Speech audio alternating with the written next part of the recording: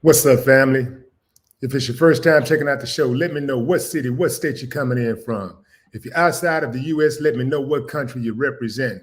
Family, I need you to smash up the likes, smash up the likes, smash up the likes. Also, if you have not done so already, after you subscribe, there's a little bell next to your subscribe button. Go ahead and click that thing right now so you can get your notifications each time I drop a new video like this. That way you'll be in the loop. Bam. If you have not joined the Ghetto Boys Reloaded podcast, you may want to do yourself a favor right now. It's one of the hottest podcasts in the country.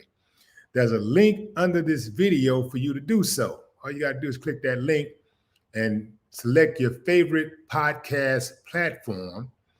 And then also you can go over to the link that says the Ghetto Boys YouTube, Ghetto Boys Reloaded YouTube, and subscribe so that you can check out the visuals. The audio comes out every Monday, and the video, the full video, comes out at the end of the week. We play the clips throughout the week, and then we drop the entire video at the end of the week.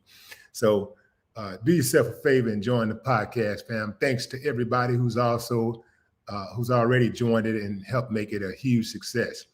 Moving on, fam, we got bad news out of Houston. Travis Scott's Astroworld concert was met with tragedy. We had a number of people who was crushed to death as a result of a stampede that occurred there. Crazy, fam. One of the reports read as follows. Houston rapper Travis Scott released his first statement on Friday's incident at the Astroworld Festival, where at least 8 people died and scores of others were injured. His words came via his verified Twitter account moments ago. I'm absolutely devastated by what took place last night. My prayers go out to the families and all those impacted by what happened at Astroworld Festival, Scott writes. Houston PD has my total support as they continue to look into the tragic loss of life, he continues. I am committed to working together with the Houston community to heal and support the families in need. Thank you to the Houston PD, Fire Department, and NRG Park for their immediate response and support. So what happened, police say, is that there was a surge of people, like people in the back of the audience. It's about 50,000 people in attendance at NRG Stadium. NRG Stadium is where the Houston Texans play ball. But this was an outdoor concert. So before that, prior to the stampede, there were people jumping over fences and storming through the entryways, like hurling over security, basically just bogarting their way into the festival. So this happened at a few entry points. And then fast forward, eventually people in the back of the crowd, they started pushing forward. And as they pushed forward, the people that was in the front pretty much, they pretty much collapsed, and people got stampeded, and the result was loss of life.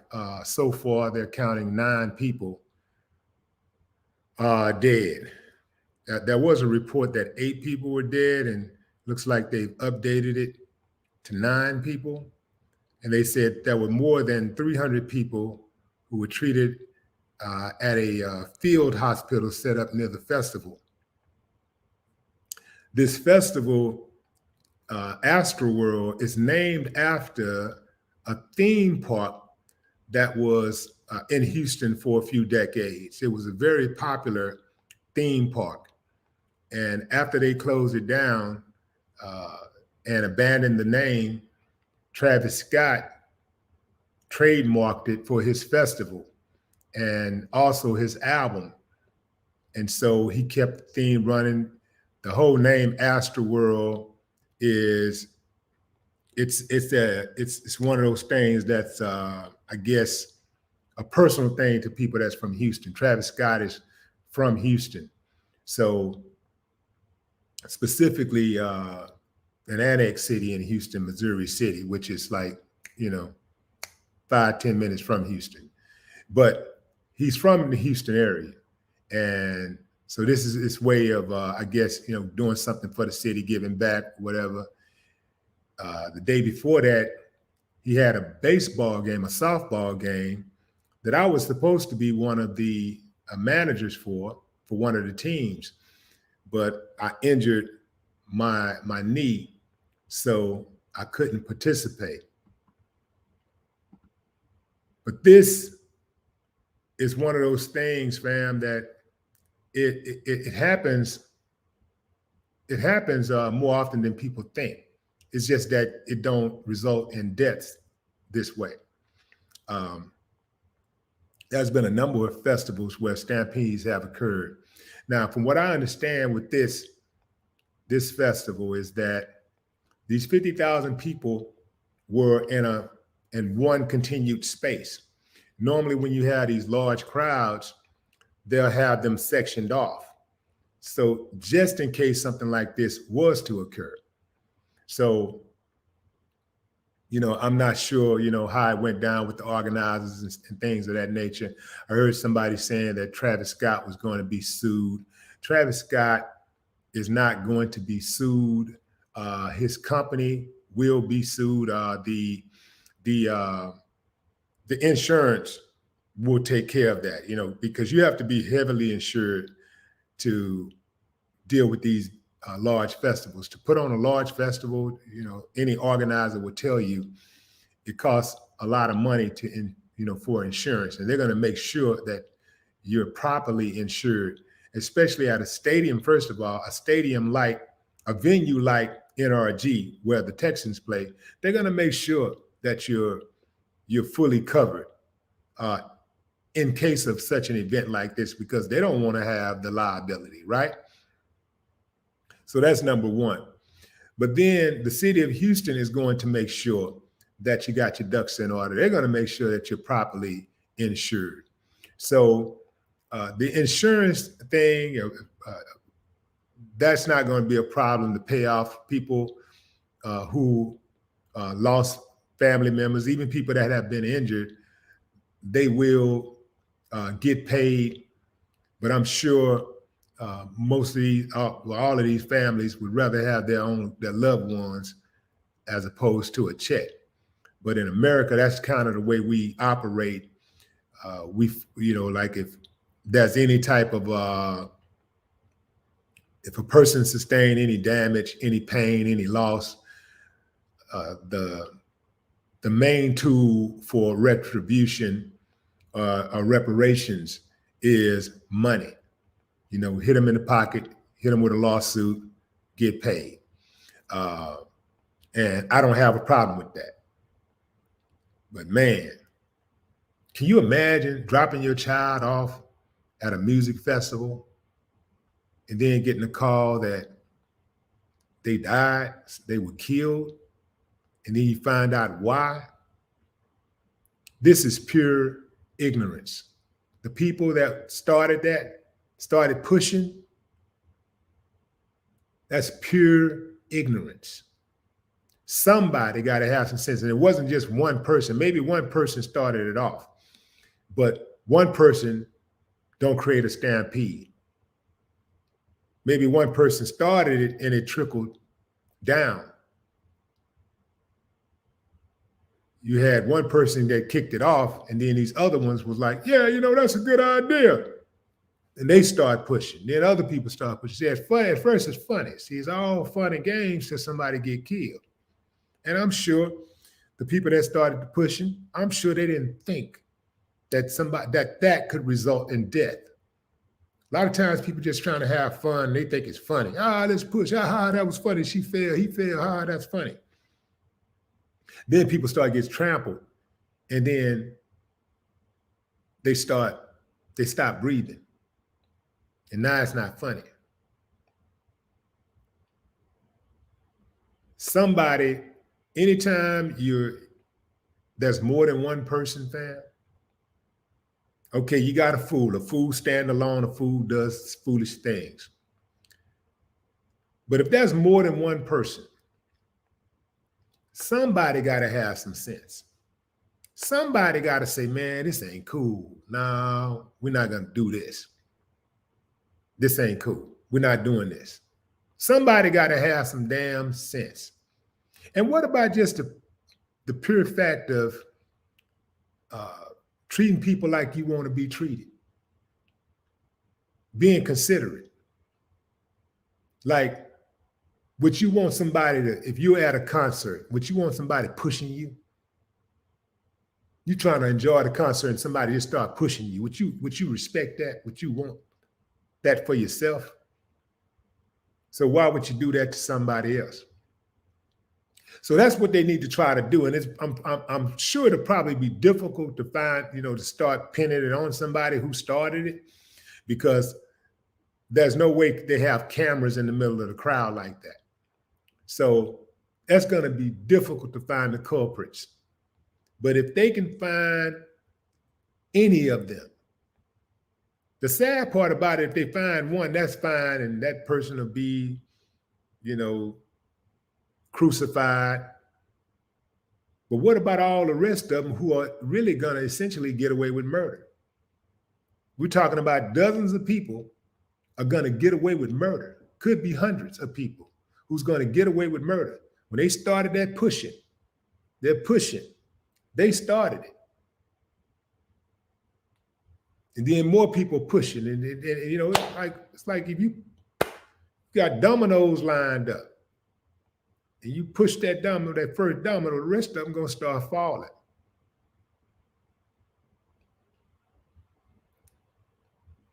Somebody got to have some sense. That's why anytime you see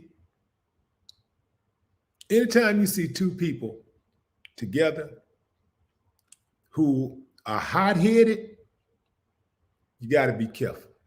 You got to be like, yo, somebody gonna get hurt. And I'm gonna tell you something, fam. Love Pac to death, love Suge to death. But when I saw Tupac had signed with Death Row, I said, he dead. Because somebody got to have some sense. I said it. As soon as I saw it, I was like, oh, he dead. Because Suge was wild as hell back then when he signed Pac. And Pac was wild as hell. So that was not a good fit. It was just not a good fit. Somebody got to have some sense, man. Somebody got to be able to say, yo, that ain't cool right there. We can't do that. Somebody see you doing something crazy, something wild, they can't be co-signing. They can't be, boy, you're a fool. Boy, you're a fool with it, man. That's my brother, man. Nah, man. Somebody, nah, dude, that ain't cool.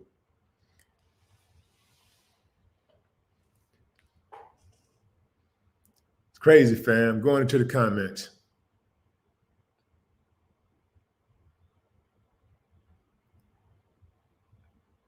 What's up, Daniel Smith?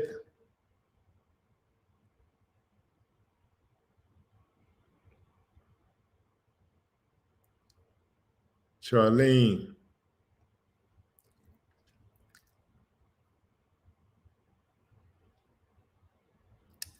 Cynthia Queenie. Cynthia said the city of Houston is to blame for this. No.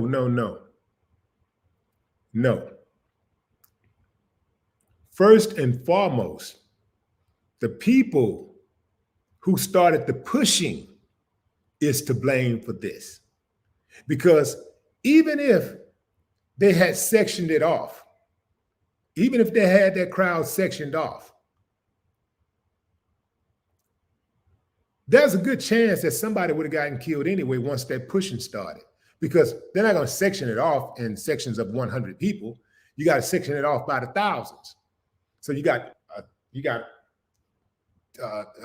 5,000 people in this section, 5,000 in this section, or 10,000 in this section, 10,000 in this section, 10,000 in this section, 10,000 in this section, or 5,000, 5,000, 5,000, 5,000 times 10. So either way, no matter how much they sectioned it off, it would be a large crowd of people. And once you start pushing, that was a stampede at an event in Houston a few years ago where several people got killed. Somebody started a stampede, and it was like the audience, it was an audience of, I think, maybe 3,000 people.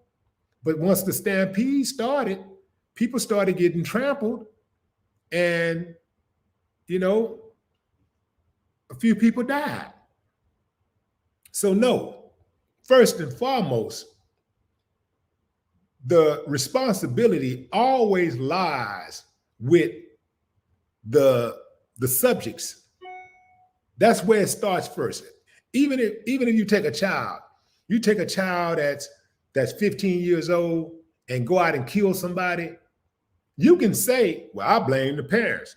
Yeah, parents get, you got to have some kind of responsibility, right? But first and foremost, each of us are responsible for our own actions. And if we go around acting like it's somebody else's fault all the time, like we don't have no responsibility, then we can get away with anything. Because, hey, after all, I was abused when I grew up. Somebody stole my lunch kit. I was talked about. I was teased. I was bullied. So I get to kill people. I get a free pass to act a goddamn fool because I was bullied. I get a free pass to kill people because I was pushed around, because somebody said something bad about me, because I was neglected, because I wasn't accepted in the in crowd. I was teased. So I get to just do whatever I want to do. I get to be an alcoholic. I get to be an irresponsible parent. I get to beat my own children because I was beaten. No. Yeah, maybe your parents did some dirty shit and they owe something, but the ultimate responsibility is yours. That's why when you do get out of line, you go out there and do something, regardless of your background. You go out there and do something crazy. The judge gonna be like, yeah, I understand. And it's sad that you grew up that way. It's sad that you had to experience that. And I understand that. But here, take these 60 years. Judge don't give a damn about all that. The judge don't care nothing about all that. So first and foremost, the responsibility lies within the person who commits the act. That's where it starts. Then we can argue about who's responsible after that.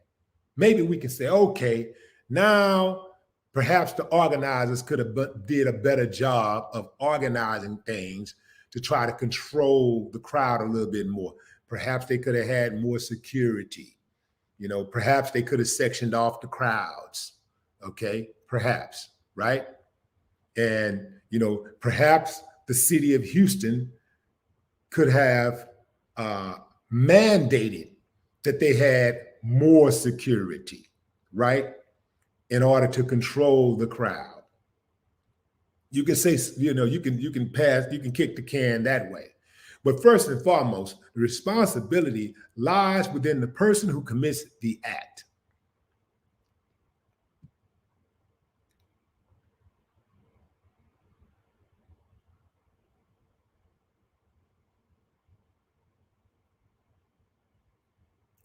Somebody says, who is this? Says, Mrs. Cherry says, ain't no time to bring up past to justify the actions.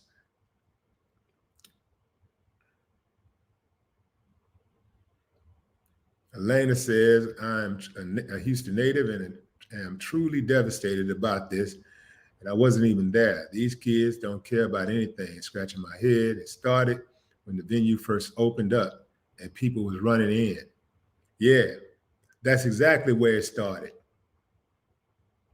It started when the venue opened and people were running in.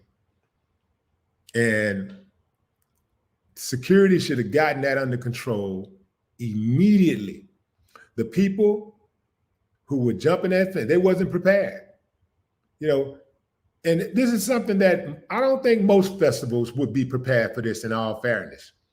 I don't think most people would be prepared for kids jumping over fences, because the circumference of a venue that size, an event that size, I mean, you're talking about hundreds of yards of fencing. So they ain't even got enough manpower to cover that many people jumping fences. But let's say they did. If they did have the manpower, if somebody is determined to jump a fence, they're going to jump the fence anyway. Now, if they had more, you could say if they had more manpower, to have more manpower, perhaps the security would have ended up costing more than the talent itself. Usually, the amount of security that they had there is sufficient, usually. But you don't expect people just to start jumping fences in droves like that. You don't expect that. So that would catch you off guard. Same way it would catch you off guard if somebody walked up and just pulled out a gun and started shooting people. That would catch you off guard. Now, how do you defend that? You can't. Somebody just walks up, pulls out a gun at the entry and just starts shooting their way in. You can't defend that. You can counter it. You know, you can try to defend it after it goes down, and you can hope, but you may stop further death, but you're not going to stop that first 1, 2, 3, 4, 5 people that get killed. You can't stop that. You can't plan everything. And I just feel like that's one of those things that would be hard to plan against. I participated in many music festivals. I've been to many music festivals. And I can tell you, music festivals have some of the best security. They have some of the best security. But how do you plan for something like this? Yes, you can have more manpower. You can always have more manpower. How do you plan for something like the murder rate in every major city in America, even in some of the smaller cities in America? How do you plan for that murder rate? More cops, more murder. Then you need more cops, more murder, more cops. The cops, having more cops alone is not going to decrease the murder rate in America. What's going to decrease the murder rate in America is Americans having this little word called empathy for one another. America having this little word called respect for one another. Americans having respect for one another. Americans treating people like they want to be treated. Americans having consideration for one another. That which includes people who work in government and state and local positions for the public, providing better public social services for their constituents and for their citizens. That's what's going to slow down the murder rate in America. That's what's gonna help it. It ain't gonna be just getting more cops. That's why people say defund the police, because just adding police don't work. You can't just adding more police to these police forces are only reinforcing the police departments and their gangs so that they can whoop your ass better, so they can outnumber you more, so they can smash on you more and get away with more. That's all that's gonna do. That ain't gonna stop that ain't gonna stop adding police to any force ain't gonna deter no crime. If it would, crime would be going down than up. Every year, we have more police officers added to these police forces. And every year, more people are locked up in prisons. So that ought to tell you it's not working. But somebody here defund the police. Oh no, hell no, they're gonna get us. The killer's gonna get us. The criminal's gonna kill us. We gonna kill us all. We gotta have more cops. We gotta have more cops. Not even thinking. Not even thinking. It don't work. It don't even work. Don't make sense.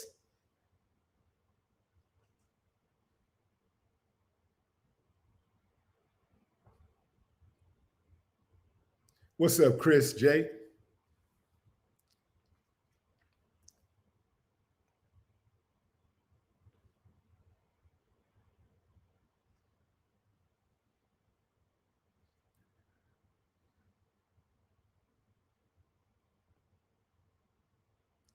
Bill Hines. What's up, Bill?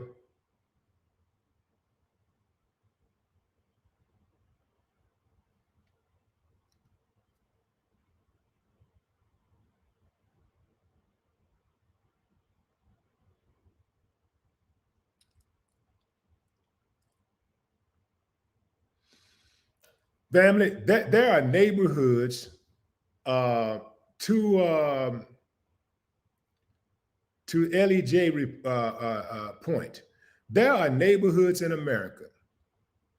You don't hear about them because ain't no crimes and killings happening. But there are neighborhoods in America that are very close knit. Not many compared to the ones that are not, but many compared to what you hear about. There are neighborhoods in America that are close knit. People respect one another. They take pride in not littering, keeping their yards clean, pristine condition. They don't park their cars on the damn lawn. They're not riding up and down the street, blasting music. The women, the children are not afraid to play outside, play in the front yard or the backyard. The neighbors look out for each other. Some of these neighborhoods are newer neighborhoods, and these neighborhoods are neighborhoods that are being designed and created by people who know that is possible.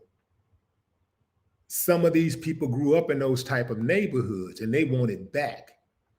And they are trying to be the change that they seek. And they're putting in the work. They're looking out for each other. So when they see a strange car in the neighborhood, they see a strange person in the neighborhood, everybody descend and go like, everybody goes toward that person and they come together and they go like, oh, wait, what's going on? Who is that? Who is that? They're watching. They're reporting, they got each other's back. That was a time in this country, believe it or not, most neighborhoods were like that. People actually were looking out for each other. People was actually looking out for their neighbors' kids. They were looking out for their neighbors and they were looking out for their neighbors' kids. And their neighbors were looking out for them and the neighbors were looking out for their kids. The neighbors loved their kids and they loved their neighbors' kids. Somewhere we took a wrong turn. And hell, we ain't got back on the damn right track since. We're not even trying to check the GPS to try to correct it. We just still going. Even though we know we took the wrong turn, we just still driving in the wrong direction. And we know we driving in the wrong direction.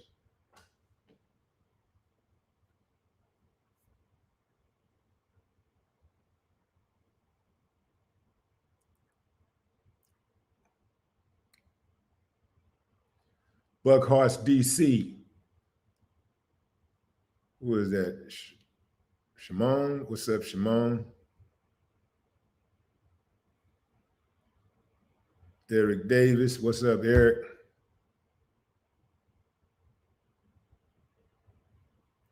Ashley, 90210. Miss Sean has stepped into the building.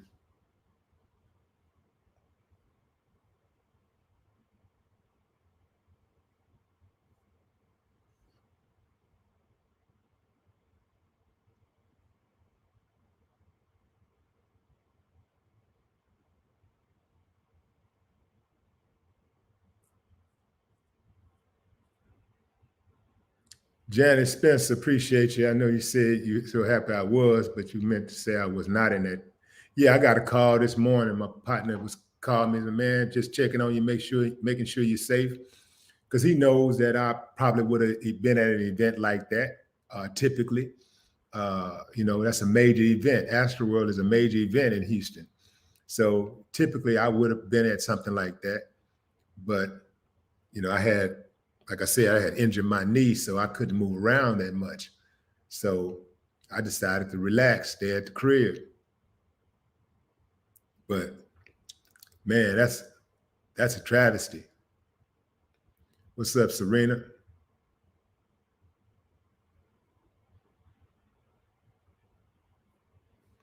If you're just now checking in, fam, make sure you smash up that like button.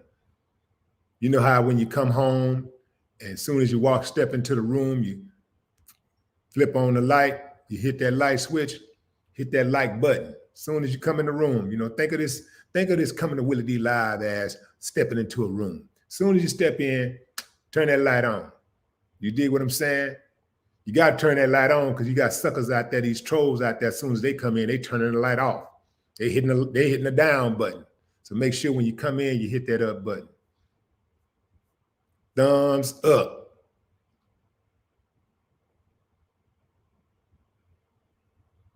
Donnie Johnson, what's up? Black Warrior Spirit. I can dig it. What's up, Gina Calhoun? Janet Spencer.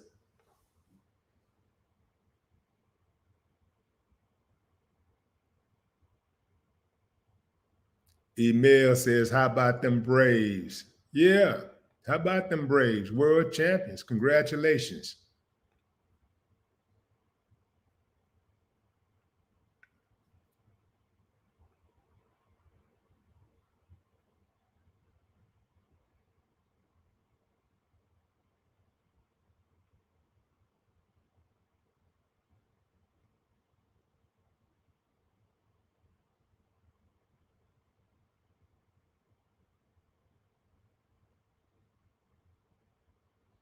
Optimistic James. Charges for Travis Scott. There will be no charges for Travis Scott. Astroworld is a major event owned by an LLC that Travis Scott, I'm sure, owns, but it's protected by that LLC. So you can't come for him personally. You can only come for the LLC. And as I said before, I'm sure that the insurance will cover all of that.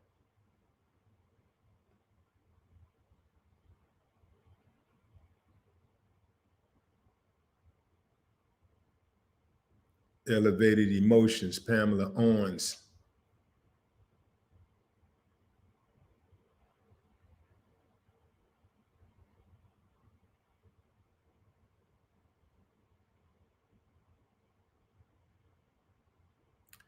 Miss Magic, what's up?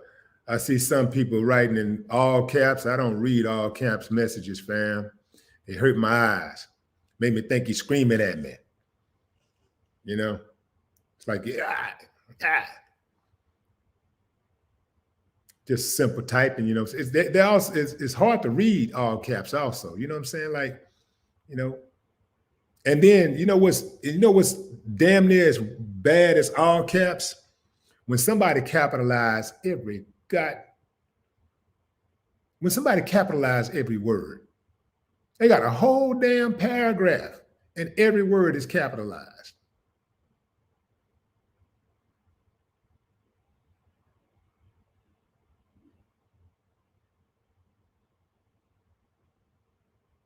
Yeah, typing in all caps make me seem like you're mad at me or something. I'm mad, just yeah. When I picture all caps, I picture somebody typing like this.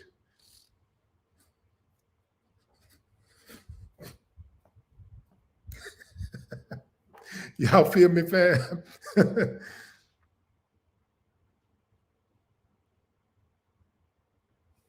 Copper Queen K, what up?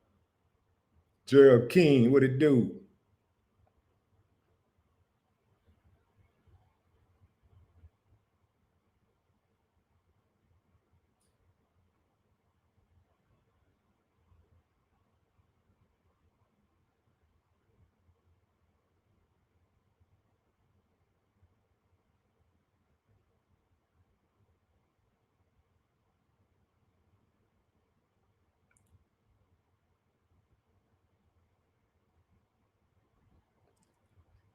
What is that? Seductive Belizean Sachet? What up? Welcome to the show. Red Man.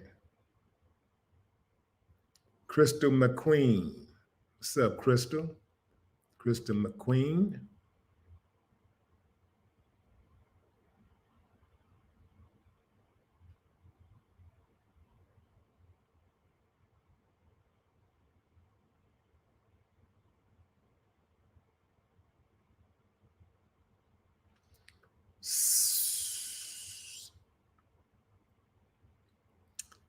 Jay Sion, I think, says some people use caps to make sure their message get read by the channel user. I mean, the channel owner, Willie. Fam, you know I just read your message, right? And that message got read, right? And you know you didn't write in all caps, right? See what I'm saying? Like, a message is a message. Like, if you write in all caps, that's not going to make me read the message because it's in all caps. It's not. I don't know if other people do it, but it don't make me want to read it. It make me not want to read it. You know, so I guess maybe it's different strokes for different folks. I don't know. It's just, just for me, it's just a pet peeve for me. I don't know. I don't know if other people have that issue.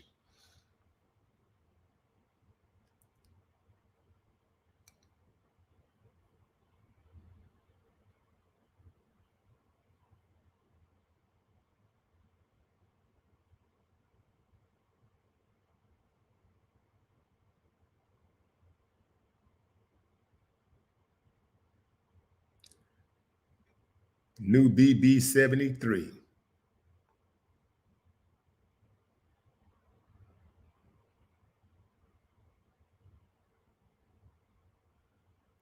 See, Nubian Queen, Don Andrews, coming from West Texas.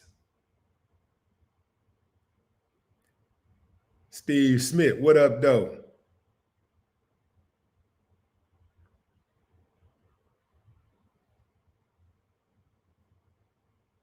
Steve Martinez checking in from Wyoming.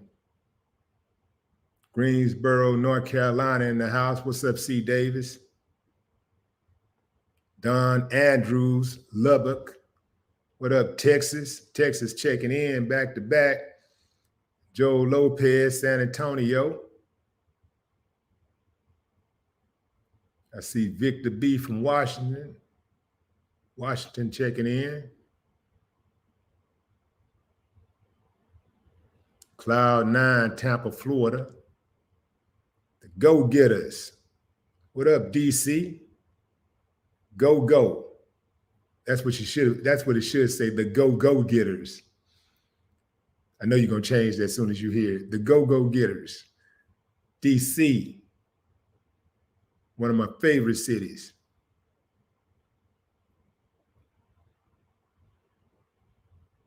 Belinda Lowe, St. Louis in the building. Keep laughing, Orlando, Florida. Plano in the building, Plano, Texas. Killeen, Texas in the building. Got Deacon Mac. You got, who is that? Neuro Beats. Neuro, is that Neuro? Neuro. I think it's Neuro Beats. Nera. Something. Sean Wells, Tacoma, Washington, stepping in. FBA, what they got to say?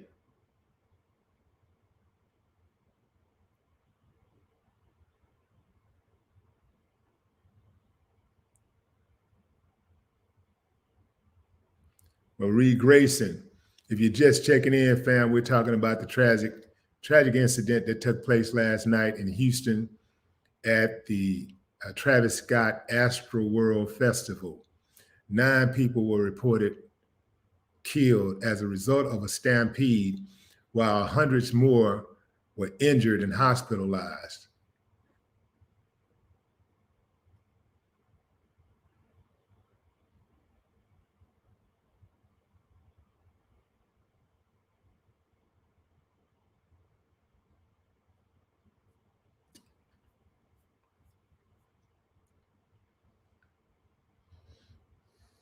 Crypto News TV. Now that's my language right there. What's up, Port Arthur? Yeah, you talking my language. Crypto News TV. Better get y'all some Saitama. You know what? Let me take that back. This is not financial advice. Do what you want to do. I'm just telling you what I'm doing. You dig what I'm saying?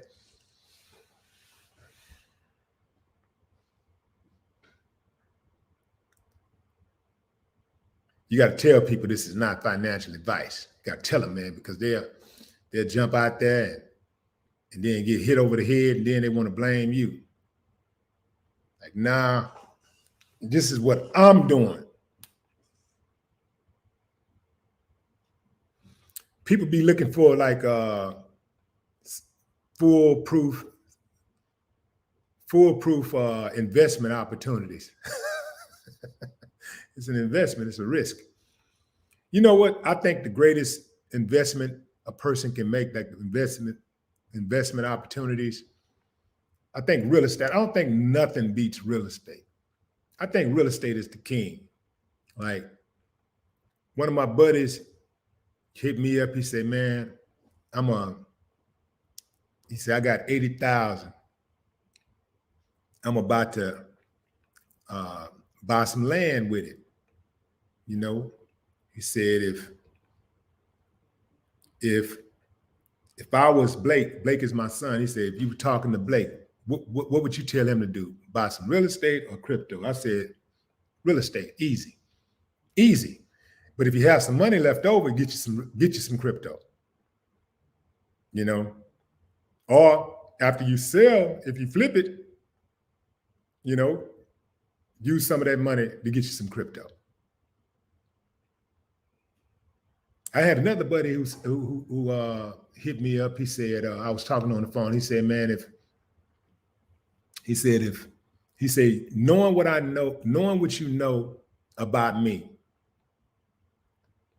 and what I'm working with, how much would you invest in Saitama if you were me? I said $1 million. Didn't even think about it. At least $1 million. And I'm not saying something I didn't do. I did it myself. And I put up $1 million, and I made $1 million back on it in like 48 hours. I made $2 million in 48 hours, you know? So of course that ain't gonna happen for everybody, you know? So, but it's a chance, it's a risk, it's a chance. I took a chance, you know. I don't mind taking chances on like investments. Like, I'll invest in real estate. I'll invest in real estate. I invest in, which is my, you know, the most solid thing that I mess with, right? I mess with real estate.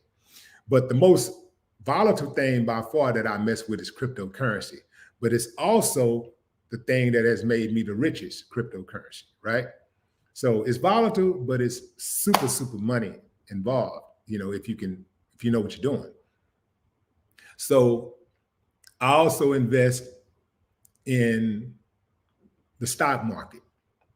I do a lot of stock, but my stock portfolio can't touch my crypto portfolio. Can't touch it.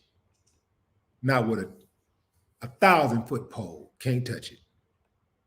So I don't mind taking risk in business. I'll gamble with business and stocks, crypto, stuff like that. But I'm not going to the casino. You can't get me to go to the casino. You can't get me to bet on no football team, basketball team, baseball team, a fighter. Only way I would do something like that if I know the fix is in. If I bet on a fight, if I know the fix is in, if I know somebody finna take a dive, I know for a fact that this person gonna take a dive because I talked to that person and I know they gonna take a dive. Or if I was in the room when the deal was getting made, I bet like that. But I'm not finna just take no chance on no human being like that because I don't know what this person is going through. Imagine all the people that voted that bet on Mike Tyson when he fought Buster Douglas. Imagine that. You betting on Mike Tyson. Mike Tyson, a born killer. And Buster Douglas, some 100 to 1 odds dude. We don't know this dude, but we didn't know what that dude was going through. And we didn't know what Tyson was going through. We didn't know that Tyson wasn't on his A game because he was hanging out and all that kind of stuff. From what I heard, this was what was reported, that he had been hanging out late and not taking the fight seriously. But Buster Douglas, on the other hand, his mama had just died. So Buster Douglas is in the fight of his life. Plus, Buster Douglas is a professional just like Tyson.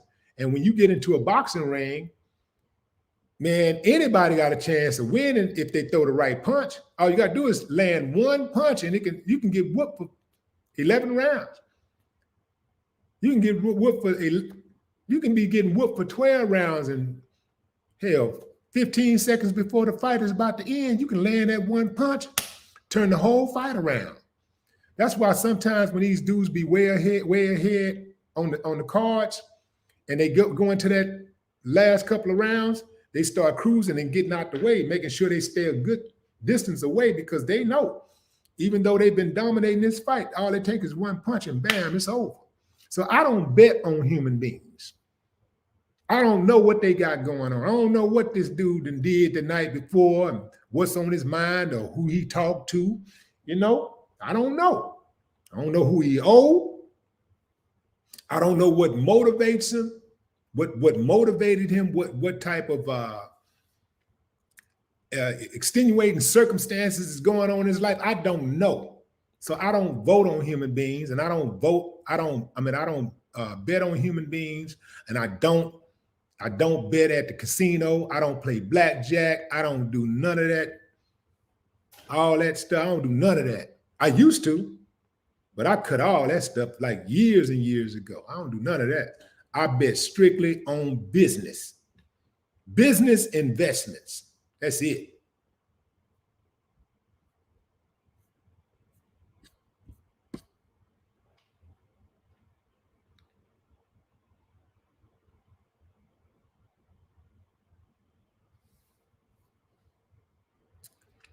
Millie Newsom said, which crypto? Hey man, you know, it's not, don't get me wrong, it's other cryptos out there that are good, but you know, I partner with Saitama. So that's what I'm betting on. You know, I partner with Saitama. I got some other crypto, but Saitama is the one that took me over the top. That's the one. Like Saitama is the one for me. That's the one I rock with. And that's because I know the team.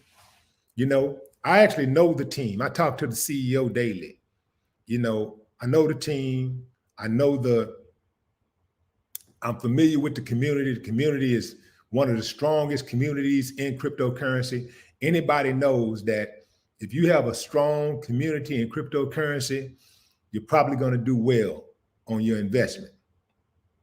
So strong community, strong dev team, one of the best in the game, totally committed to the white paper, totally committed. The CEO puts in about 17, 18 hours every day. That's a lot of time. You know, so I can see what's going on firsthand. I invested in a lot of these other coins, and I made money, and I didn't even know these people. I didn't know the CEOs. I wasn't familiar with the dev teams, and I knew who they was on paper, but I didn't know them personally. And I bet on them, and I won with some of them. With some of them. Now I know what's going on, so it's totally different. So I got a different level of confidence. Saitama, baby. Let me see if I got the link here. I put that link. In fact, let me y'all the address. Saitama. SaitamaToken.com. Bam. Link in the description. In fact, I'm going to do one better. I'm going to post this thing on this. I'm going to post it.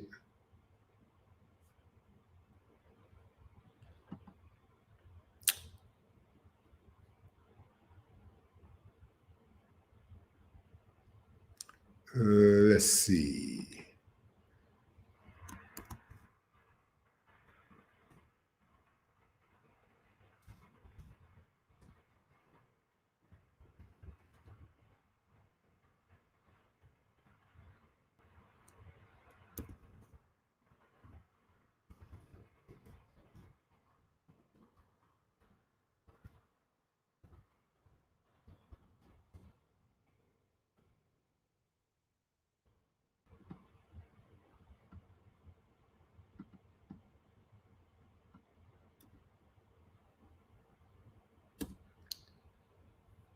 All right, here we go. Bam. Yeah, that's it. Saitama, baby. It's going down.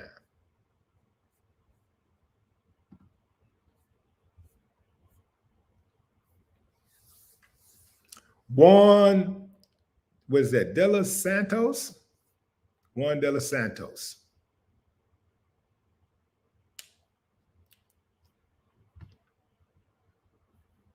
Family, remember I told you, if you don't already know, remember I told you this. Cryptocurrency is not just the future. Cryptocurrency is happening right now. It's the now. It's happening right now. It's going down right now. And I would say within 3 years, everybody's going to know about crypto. What you don't know, what you're afraid of, what you think you might be afraid of, is going to be as natural as using the internet. Remember when you first heard of the internet and how long it took you to get an email address? Remember that? Remember how long it took you to get on what they call it, on high-speed internet? Remember dial-up? Some of you guys are old enough to remember dial-up. It's the same thing. It's something that you don't know, that you're not really familiar with, and you might hear a few horror stories or whatever, and you just sum it up, or maybe you took a loss and you jaded. But I can tell you, I'm the type of person, if I take an L, I want to avenge my L. I'm hard-headed like that. If I take any kind of L on anything, I got to make it right. So I'm not even the type of person that would take an L and just walk away. I got to go back for more. Because I just don't believe that I'm going to lose. I believe I can lose, but I'm going to win more than I lose. So I just feel that way about anything I do. I just feel like I'm going to win more than I lose no matter what. So I'm going to do something. I'm going to make some adjustments to figure out a way to win. And I'm seeing too many people become millionaires doing this crypto. I saw too many people doing it. I'm talking about regular people putting up $200, $500, $1,000, becoming millionaires. So I'm like, shit, there's got to be something up in here. It's got to be something to it. Yeah, everybody ain't going to win. It ain't for everybody. This ain't for everybody. Crypto ain't for everybody. If you type of person that's scared to lose $1, you forget it. But at the same time, if you're going to invest in crypto, I'm going to tell you what I tell everybody. Don't use money that's intended for things that you have to do. Like, don't bet your rent money on crypto. Don't use your bill money, your kids' tuition money, the money for their trust fund. Don't take out money out of your savings. Don't do that. Only use blow money. Money you're willing to blow. That's what you use. Money, that's what I use. Money that I'm willing to blow. If I say, okay, uh, I'm gonna go to the club and I'm gonna buy a couple of bottles. That's blow money, because that's blood. That's money you don't have to spend. That's money you don't need to spend. That's blow money. If you're gonna buy a couple of bottles at the club, depending on where you go, let's say it costs $1,000. If you spend $1,000 at the club on buying bottles, you know what you have at the end of the night? You might have a headache. One thing about it, no matter what, within 24 hours, within a few hours, that alcohol that you drunk, that alcohol gonna be and ran through your system. You're gonna be and pissed it out. And all you're gonna have is memories that you bought a couple of bottles at the club, you had a great time, and you're gonna have memories. And if enough time go by, you might forget that you even went to the club that day. So you ain't got nothing but memories. However, you take $1,000 that you was intending to blow on the club, and you say, you know what, I'm just gonna throw it on crypto. I don't even really believe in this shit. I'm gonna throw it out there anyway. They talking all that big six about crypto. I'm just gonna see what happens. Let me put a little something on here. And turn your head and just, like it's blow money. So, you just got a memory that you invested in. So you put it in there. Don't even watch it. Just put it in there and just turn your head. Look up 6 months later. Ain't no telling what it might look like. It might be $1 million in there. It might be $10 million in there. It might be $10 in there. But guess what? That $10 still more than what you would have had when you spend that money at the club. You ain't got nothing but memories. But at least with this, you still got $10 left out of that $1,000. That's how I look at it. Everything a risk, man. Anybody looking for a risk-free investment, you can forget it. If somebody tell you something that's guaranteed, you better run the other way. I'm telling everybody, I'm telling you straight up, it ain't no guarantees. Only use your blow money, because if you lose your money fucking with crypto, spending your money on anything, because I did it myself, and you follow my pattern, you go out there and you lose your money, don't tell me shit. Don't be calling me. Don't try to call me. Don't be trying to call me out, because I'm telling you straight up, I ain't giving you nothing. Just like if you were to win, you would tell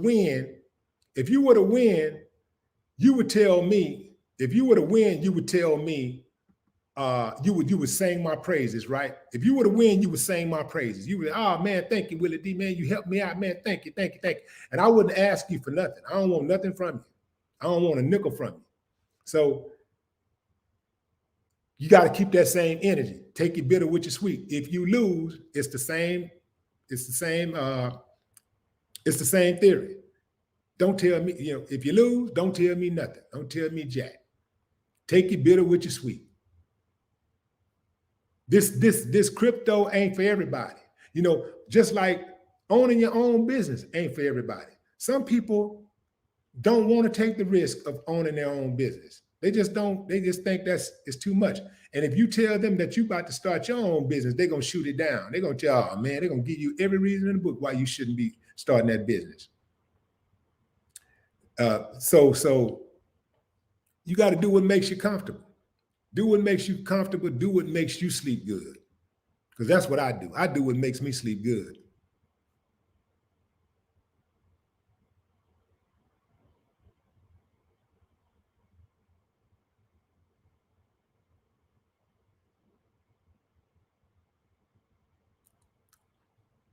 So somebody asked about gas fees.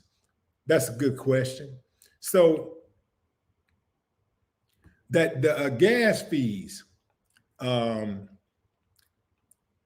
forget gas, fam. Just think of fees that's charged for the transaction, right? But they call them gas fees. The good thing is Saitama has developed a wallet that is going to address those exorbitant gas fees. It's going to greatly reduce that. But in the meantime, Gas fees can range anywhere from hell $10 to $400 or $500, but it's not determined by how much you buy. It's determined by what time of the day you buy. You know, like what time of the day, what you know, is determined by the amount of activity is happening at that time. So if there's a high concentration of people buying, then the gas fees are going to be higher. So you can actually buy at different times. At different times, the gas fees are going to be different. I'll just give you a quick example. I had a $100,000 transaction that cost $89 in gas fees. I had a $35,000 transaction that had about $128 in gas fees. And then I had a $31,000 transaction that had $140 in gas fees. The $31,000 transaction cost more in gas fees than the $100,000 transaction. That is because of the time that I bought it, the activities that was taking place at the time that I bought it. So if you feel like the gas fees are too high, then you might want to wait and try to buy it at a different time of the day. You know, typically I buy mine around midnight to 2 a.m. Central Standard Time. But you can, you know, just check different times or whatever and check the price. But when I buy mine, I don't even look at the price because I'm buying so much. I don't look at the price of the gas fees. So I don't even really be thinking about it like that. But if you're only buying a couple of $100 in crypto and they trying to charge you $100, then that ain't wise, you know. But the reason why I don't really care about the gas fees is because I'm buying, I'm buying the dip. I buy on the dip. I'm buying looking at the overall price of what I'm buying. So I'm buying like that. So I'm not paying attention to the gas fees, whatever, because I'm trying to get in at a certain entry level. That's what's most important to me, what entry level I come in on, how much I'm buying it for, you know, the entry point. That's what I'm looking at. I'm not looking at the gas fees. Plus, like I say, I'm buying so much that whatever them gas fees are, it ain't gonna matter, because if this thing do what I want it to do, then the gas fees are gonna be well more than taken care of. But even if you did have if you got into a coin early enough and you put $100 down, I'm talking about with a low market cap, and you put $100 down and you had $100 in gas fees. For instance, that was a person that put up $100, bought some Saitama, they put up $100. This is a few months ago. They put up $100 and they made $1 million. But imagine if they would have had $100 in gas fees and they would have said, I ain't gonna buy it. Imagine if they had $100 in gas fees and they said, nah, I'm not gonna buy it. And that $100, it wouldn't go down, but they knew they had a good entry point. They was getting the coin at a good entry point. At that point, it might be worth to say, you know what, I'm gonna go ahead on and buy this thing. You know, I'm gonna go ahead and buy it. Now, logically, for most people in their mind, they might think, nah, that don't make no sense. That don't even make sense. But imagine if that had been the case for the guy who put up $100. If he had been looking at, even if the gas fees were $40, for most people, they would say, man, that's too high. But whatever his gas fees were, that person paid those gas fees. And now he's a millionaire with $100 investment.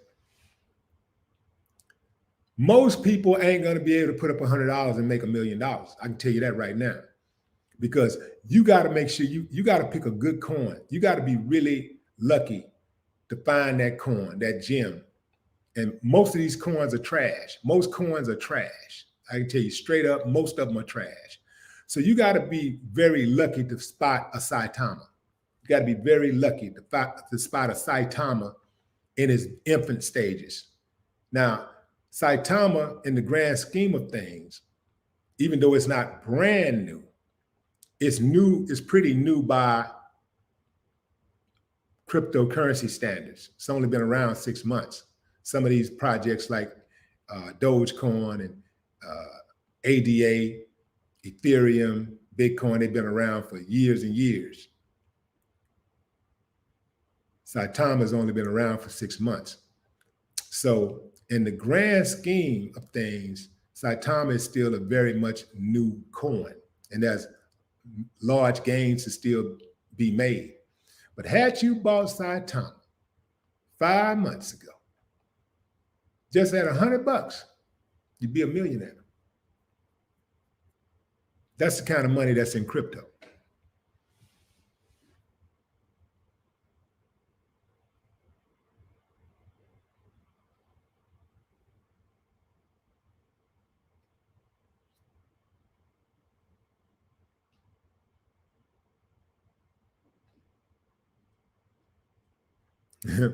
Somebody says scamming.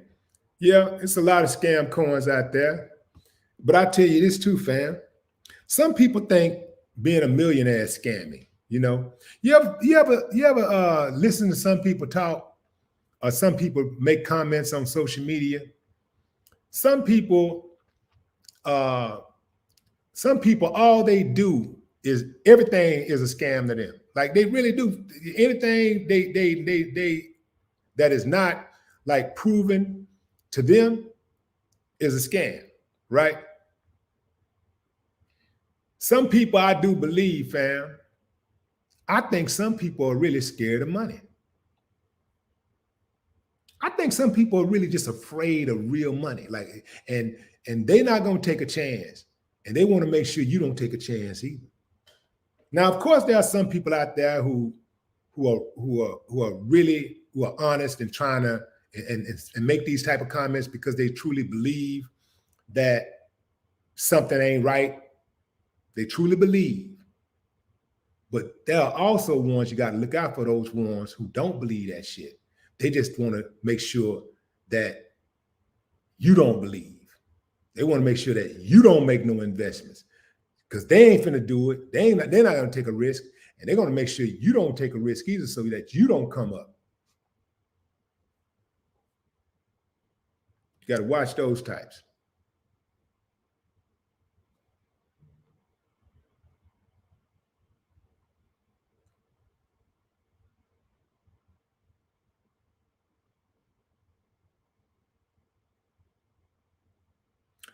All right, fam, that's my time. I appreciate y'all for joining in.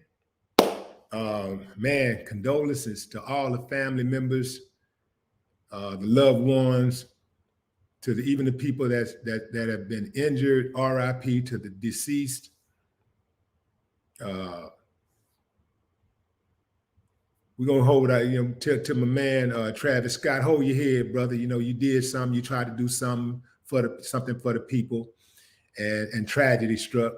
I'm not blaming you. I'm not going to blame you. This is not something that anybody could foresee. It's like I say, you can have all the security in the world, and somebody could still walk up with a gun and kill 10 people. You dig? So I can't put that on you. Hold your head, bro. And this too shall pass. Until next time, fam, no more talk.